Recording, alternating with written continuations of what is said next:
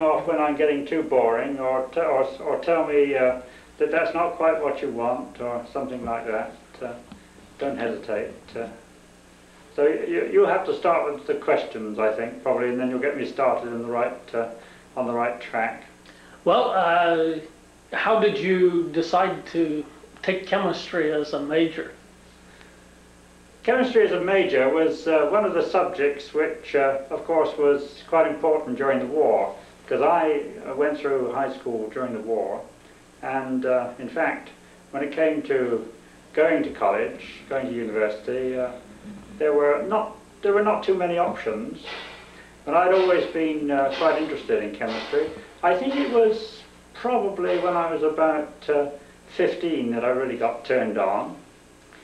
That would have been around about 1940 or so, and then, as in England is customary, we specialised in chemistry for a couple of years at high school, and then, as I say, I went on to university actually in 1943, and that was a good choice because naturally during the war there was quite a bit of need for chemistry, plainly.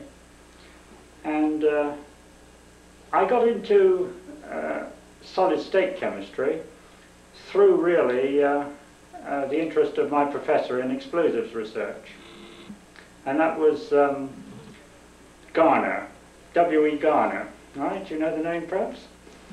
Now he was professor in Bristol where I was a student, and he had been there for some 10 or 15 years, and during the 30s they had done a lot of work in solid-state chemistry on decomposition of solids. Now that too, of course, is a route to catalysts, and Garner's big interest in surface chemistry was in heats of adsorption, and that's where I started in research.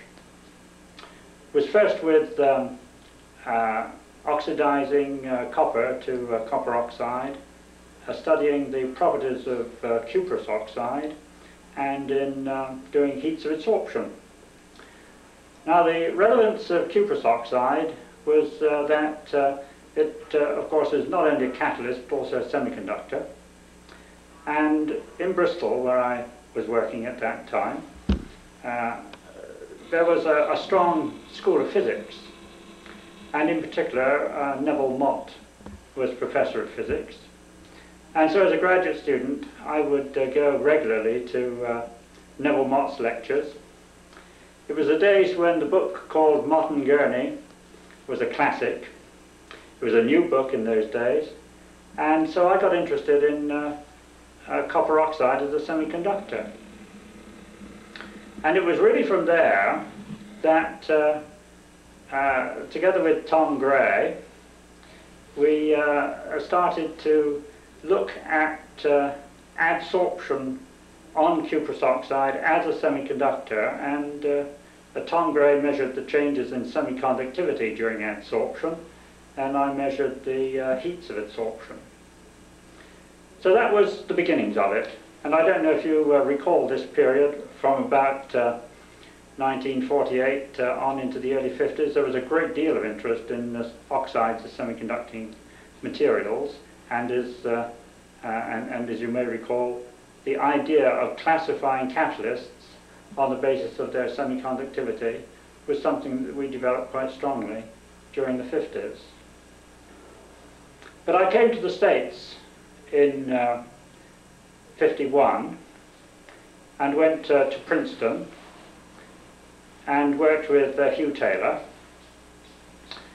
That was an interesting time because some of the others who were at Princeton at the time, I'm sure you will know, Michel Boudard had just shortly got his doctorate, and Giuseppe Paravano was there, and also among the other people from Europe at the time, there was Sandro Cimino and Ettore Molinari. Well, the association I had with Sandro Cimino at Princeton was something that developed very strongly later on, because we started up a joint research activity around about, I suppose, 1965 or so, which I've collaborated with him now for the best part of 20 years or more. But when I was at Princeton, I did not in fact work in catalysis, I worked in photochemistry. Because one of the things that people tend to forget is that Hugh Taylor had a quite long experience in photochemistry, as well as his catalysis interests. And that was it was really the idea of trying to blend photochemistry with catalysis that I think was my interest at that time. Of course, the photo effects linked in with semiconductivity too. And I worked, in fact, on the photochemical reactions of hydrogen peroxide vapor, dissociation of H2O2 to produce OH radicals, and the reactions of OH with, for instance, carbon monoxide. I had an almighty explosion when I was at Princeton, and that landed me up in the Isabella McCosh infirmary. Nothing too serious, fortunately. But like Charles Kemble, I had what was called a Commonwealth Fund Fellowship. And part of the deal was to spend 3 months traveling in the United States, as well as doing your research program. So during that period, I traveled around a good deal and certainly visited pretty well everywhere else where there was any active research in catalysis. That was, as I say, in 1951. When I returned to Britain, I then already incidentally had an academic post in the university in Bristol before I left for Princeton. So I returned to that, and Garner retired shortly after my return, around about 1954. Tom Gray departed for the United States about that time. Dan Ely was another of our catalysis community in Bristol. Dan worked on metal catalysts, in particular alloys.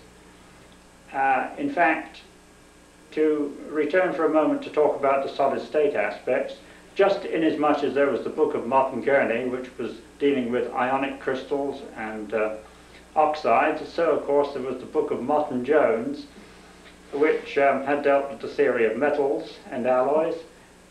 Now that was Dan Ely's interest, and he and Aitken Cooper explored the idea of the effect on catalytic activity of filling up the D band of for instance, palladium and gold alloys, in parallel with the work which we were doing on the semiconductivity of oxides like cuprous oxide and nickel oxide. Well, I took up the kind of marriage of photochemistry and catalysis then on returning from Princeton, and this is how I got into photocatalysis, working first with zinc oxide and then with titania. There was hardly anybody else working in the field at the time. Schwab in Germany was doing a little, and if you look back to the proceedings of the International Congress in Philadelphia in 1956, you'll find there a paper by Schwab, which was about the first to describe photocatalysis, but those were solution studies. What I was persevering was the idea of photocatalyzing a gaseous reaction. And the first one that we had any real success with was the photocatalytic oxidation of carbon monoxide. And in fact, by the time it got to 1960, which was when we all met in Paris for the Second International Congress on Catalysis, I had already completed that work by then. So I remember those times, of course, with great affection. And in Paris was our first introduction, really, to seeing zeolites used as catalysts. Many of us in the UK were aware of Barrer's work on zeolites, and in fact, already in 1950, when there was the, what would it have been, the 75th anniversary of the American Chemical Society, we met in New York for the fall meeting, and I remember Richard Barrer being present at that meeting and talking about zeolites, but what was missing was the concept of zeolites as catalysts. Well, that came 10 years later with Jules Rabot and the Union Carbide group.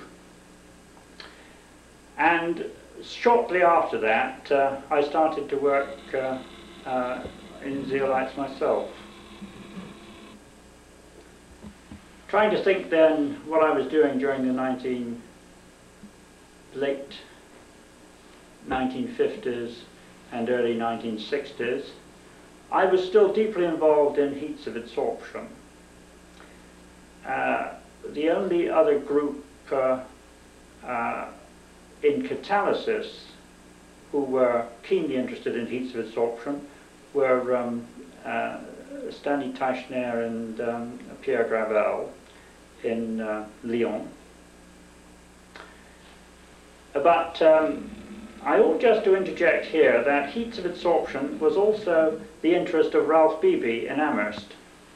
And I had a very close rapport with Ralph because not only had he been a Princeton graduate and had worked with Hugh Taylor, but he had also spent some time in Bristol working with Garner. And in fact, I think it was really Garner that started Ralph Beebe on the whole series of heats of adsorption, physical adsorption in particular studies, which he pursued at Amherst very successfully, as you will well remember, into the 50s and 60s. Hugh Taylor, of course, had worked on heats of adsorption too, back in the 1920s. But there hadn't been much recognition at the time of the problems of getting a proper design for the shape of the calorimeter cell. And some of those early experiments of Hugh Taylor were not actually terribly successful. It was, I think, a much more successful calorimeter that Garner developed.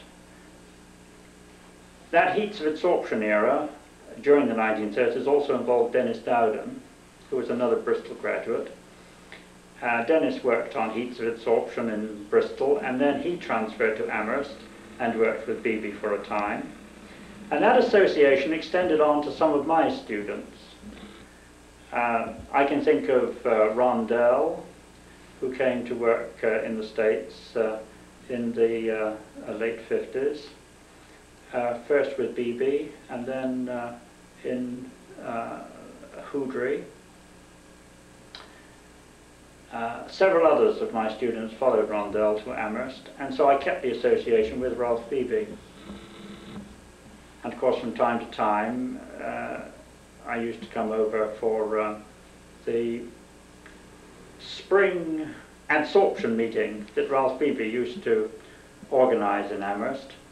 I remember those meetings with great interest because it was at the time when people like Terrell Hill and George Halsey and Douglas Everett in Britain were all very teed up about the details of physical adsorption and whether the entropy of adsorption really meant anything, and what were the best ways to describe the extension of the BET theory and so on.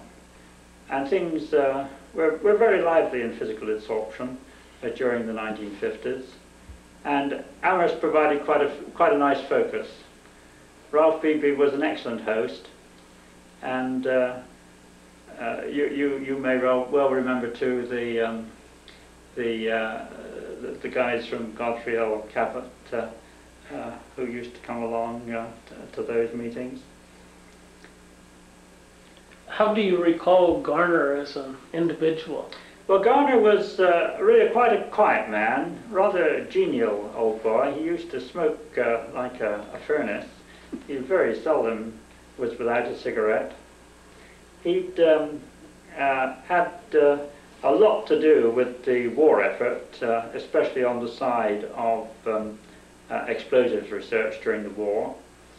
And I suppose really that by the time I was working with him after the war, he had his interest had really matured, and there were times when I think the ideas of semiconductivity that we had were perhaps things which he regarded as a bit too modern for his liking. But he had certainly this very deep knowledge of, as I mentioned, calorimetry. He was an all-round physical chemist. I mean, his interests, of course, spanned back to the early days of names like Donnan in physical chemistry. And Garner himself had worked with Taman in Göttingen. Just as my generation tended to go for a period in the United States, so in those days the British scientists used, of course, to go to Germany. And Hugh Taylor was among them, of course. Hugh Taylor worked with Arrhenius, and he also worked with Bodenstein. Garner worked with Taman, and that's how he got also to know Hedval very well. Hedval was the Swede in Göteborg, who was again a pupil of Taman. Many often regard Hedval as the kind of father of reactivity in the solid state. He used to come and visit us in Bristol, and Garner and Hedval would talk about the old days with Taman and how you kind of had to dress up if you wanted to go and talk to the professor, and you'd stand outside his room and you'd have to put your visiting card on a cushion, and then the chief technician would take the card into the professor, and this didn't apply to the research people, but it applied to any undergraduate student who wanted to go and see the professor. It was interesting to hear them talk about those days. Garner had quite a lot of interest too in the Faraday Society, as it was called. He was president of the Faraday Society. That was the Physical Chemistry Society in the UK. He was not one who liked travelling very much, though. I do remember him going to the States once or twice, but in general he didn't like travelling. How do you recall Hugh Taylor and Eric Rydell and the contrast? Yes, of course, when one heard of Taylor and Rydell in those early days, it was a contrast that perhaps people tended to stress. Because during the 30s, you see, there had been a great controversy about activated absorption. And the Rydell school, if you like, and J.K. Roberts in Cambridge tended to think that there was no such thing as activated absorption, because if you cleaned the metal sufficiently, in those days by flashing a wire at high temperature, rather as Irving Langmuir had shown one could. Then everything happened immediately. Adsorption happened immediately. Well, as we all know, Hugh Taylor didn't take that view. He felt that there were genuine cases of activated adsorption, and Leonard Jones had his model for the potential energy curve description of adsorption, which actually provided a basis for understanding how there could be an activation energy for adsorption. But I think actually that what people tended to think of as two people who were polarized against one another was actually quite wrong. I mean, Hugh Taylor and Eric Rideal had a very good rapport, and okay, they were both interested in the progress of science, and I think we often do tend to try and sharpen up differences, and one can have. This is another point, which incidentally is a philosophical one, but I think it's important that you can have sharp differences of how to interpret a piece of chemical information without it necessarily affecting your, what you might call proper rapport with somebody else. I mean, you can respect somebody for their views, and you have to accept at times that there's more than one way of looking at things. I think it was a bit like that with Taylor and Rideal. How do you recall them as an individual, personality-wise? Well, Rideal had a very warm personality, and was always someone who was quite prepared to talk very much to younger people. I mean, as you are well aware, there are some senior professors who tend to congregate with one another when they're at meetings, and they don't mix and talk around. But I think Rideal was not like that. He was someone who, and especially in his later years, in his when he was in his 70s, he used to enjoy nothing more than going to meetings and talking to younger people. And of course, there are these tremendous anecdotes and the stories. He had a few after dinner stories which he would always trot out, and very much enjoyed being listened to. Hugh Taylor was, I think, in some ways a bit more, what shall we say, he was inclined to want people to respect his position in the field, and to regard him as someone who was an authority, and he used to be approachable indeed. And I always had a very good relationship with Hugh Taylor. But there were a lot of people that couldn't take this too well, and didn't like what they regarded as a rather pompous attitude. But throughout my time with him, and in later years, we got on very well. And you mentioned Schwab. Yes. As a person, what sort of personality? I only saw Schwab really outside of his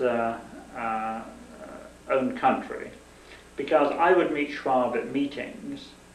I didn't have too much idea of the way he used to run the department in Munich. During the war, of course, he was in Greece. He came back to Munich after the war. He had this very large research group, and some very many people who later became quite distinguished.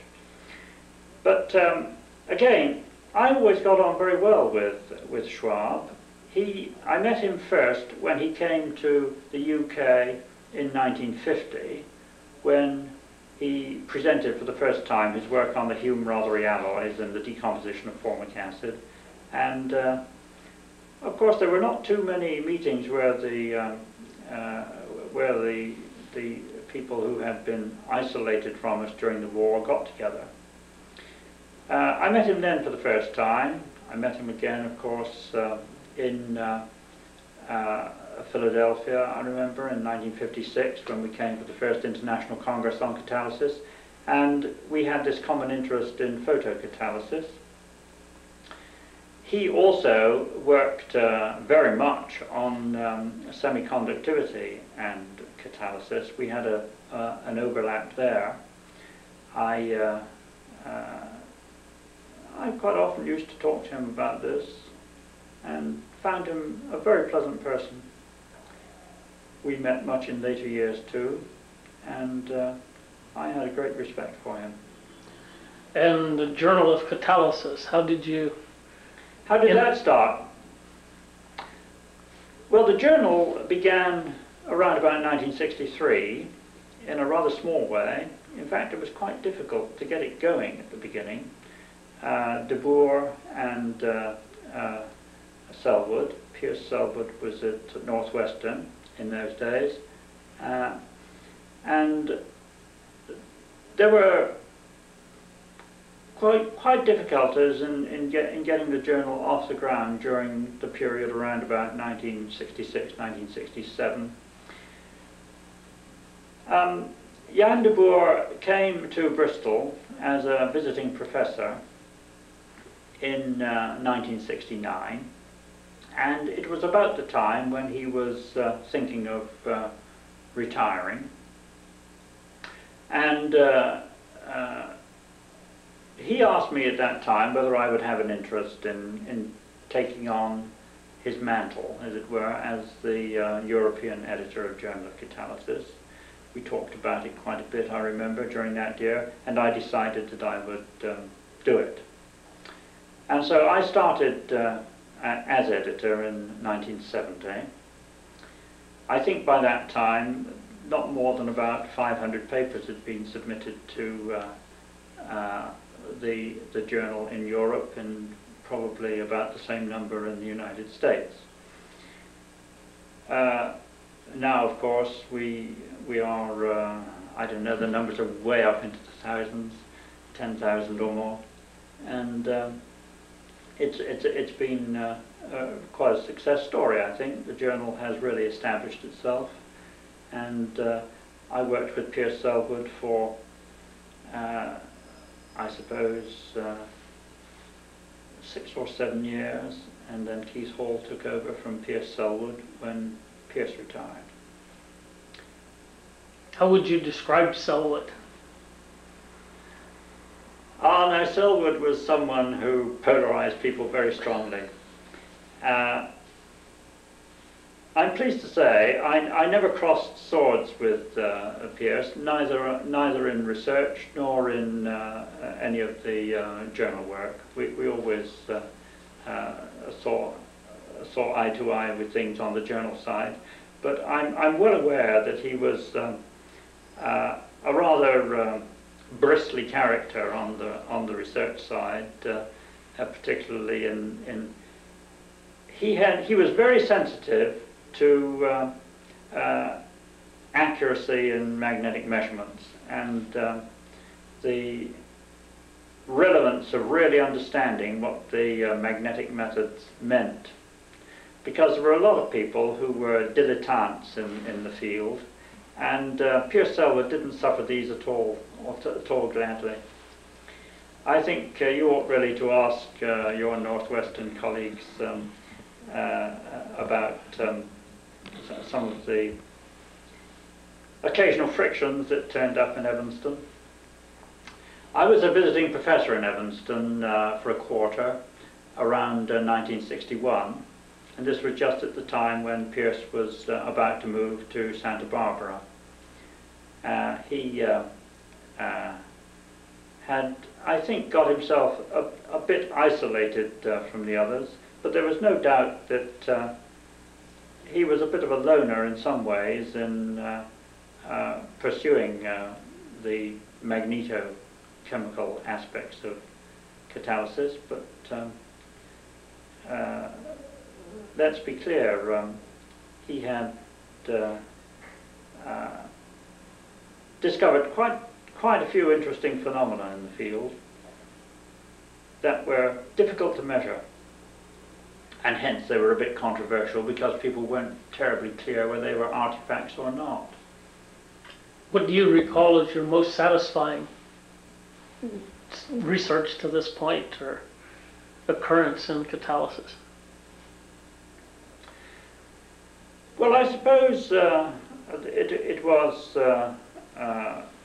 the idea of studying oxide chemistry from the standpoint of the solid state and seeing the extent to which catalysis and adsorption could be related to solid state properties. And it's still one of my big interests.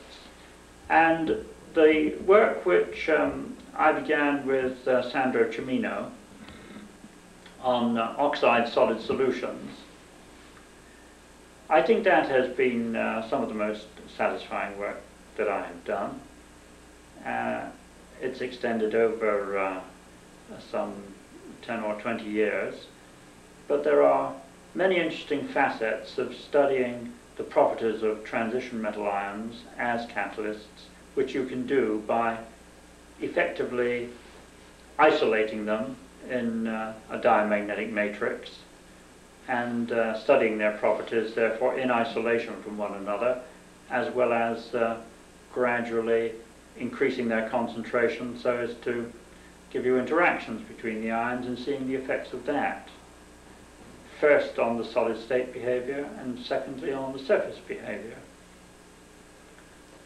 Well, how would you contrast a person entering research in catalysis today versus when you entered it as far as outlook? Well, I think that people are a good deal more technique orientated today, and they tend, of course, to go almost wholly for spectroscopic methods. That is to, I think, exclude a great deal of phenomena which are important in catalysis. And I do believe that we have fewer people now who are able to think both in terms of the detailed techniques that you need to use in identifying the molecular events of spectrum, of surface processes, and the more important dynamic behavior that you have to have an understanding of when you're talking about the catalytic reaction as a whole. Now, I think the idea of catalysis as a branch of chemical kinetics has tended to fade somewhat with the years, but we are ultimately going to have to come back to it. We've left it very much to the chemical engineers in recent years, don't you think? And that's an area, incidentally, which I think you've not neglected anything like so much in the United States as it has been neglected, certainly in Britain, and I think perhaps in Europe a bit too. We have not had this overlap between the chemical engineering interests and the physical chemistry interests in the subject in recent years. What aspect of Garner do you think it was that permitted people like yourself and Dowden to develop as rapidly as you did? Well, as I say, he was someone who was always prepared to talk in detail about things, and so he gave us the kind of initiative that one needed. He introduced us to people too.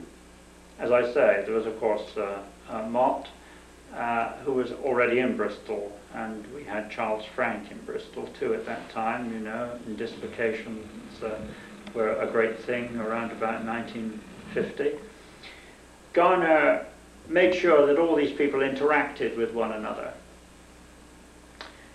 We had Jack Mitchell in Bristol at the time, who had come actually to study the experimental aspects of oxidation because of the Mott theories of oxidation, thin film growth and so on. So Ghana was a kind of cement that brought all these people together, and everybody had a great respect for him. He was, as I say, a very human kind of person. I don't think one could say that he had particular scientific depths, but he was very broad in his thinking, and I mean, he even dabbled at one time in things like energy transfer and ATP and things like this, so that he was not in any sense someone who was wishing to sit down in a particular line and study it down to the very last detail. It was a kind of broad brush approach that he used to like, and that appealed to me.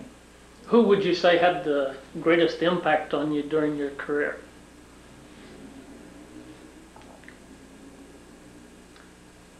I suppose it probably was Ghana, I think, though I had a lot of stimulus too from Hugh Taylor. Of course, I think whoever you're working with at about that age, between 20 and 30, as long as they're lively people, will make an impression on you. And it's difficult to be really objective about it. But they were probably the people that had the greatest impact on me, I think. Did Rydell interact with a lot of other schools, or was he pretty much restricted to the school he was at the time? I don't think he did interact too much, but remember that he didn't really need to, because being in Cambridge, people flocked to Cambridge, so that in a sense there was less need for him to get around, because people came to him, just as people came to, say, Princeton in the 30s, when of course it had that great blossoming with Henry Eyring there, and Pierce Selwood and Robert Burwell. They were all members of the younger group in Princeton during the 30s, and they, I'm sure, didn't need to move around. The people who were working in Cambridge, I think, had some of those benefits too. They didn't need to move around. But I might say that in Bristol, during the period that I was talking about earlier, we had some of those benefits too, in that pretty well everybody who was anybody in the field used to come through from time to time, and so we'd hear all the latest news that there was in the subject pretty soon. There has to be negatives to being an editor of a journal that's as successful as Journal of Catalysis. What causes you the most grief in being an editor? Well, I always say that you never make friends being an editor, you only lose them. But yes, of course, you've got some hard decisions to make at times, and you actually become very interested in psychology through being an editor, because you see the way in which individuals react, different individuals react to the same kinds of situation, and you soon get to have higher opinions of people or lower opinions of people according to the way in which they react to criticism, and the way in which they regard their own work as being totally above any flaw. You learn a lot about that, and I might say it's important to get to know this, because it also enables you to assess the judgment of people as referees. Some people whom you might think of as being excellent referees actually are a little bit too self-centered to be able to give you a fair review of the quality of somebody else's scientific work. They tend to think of their own work as being the most important. But in the main, I must say that I think that we have a very good community in Catalysis from this point of view. People are very fair in general about reviewing articles, and they do give a great deal of time to it when they have many other demands on their time, not least writing their own papers. And I'm enormously grateful, certainly, to the time that people give to it. I give plenty of time to it, of course, as editor myself, but it is, I always say that if ever I go to the gates of heaven and I'm asked and what did you do on earth that justifies entry into heaven, you know, I think if I said that I had been editor of Journal of Catalysis for however long it is, that ought to be enough qualification to get in.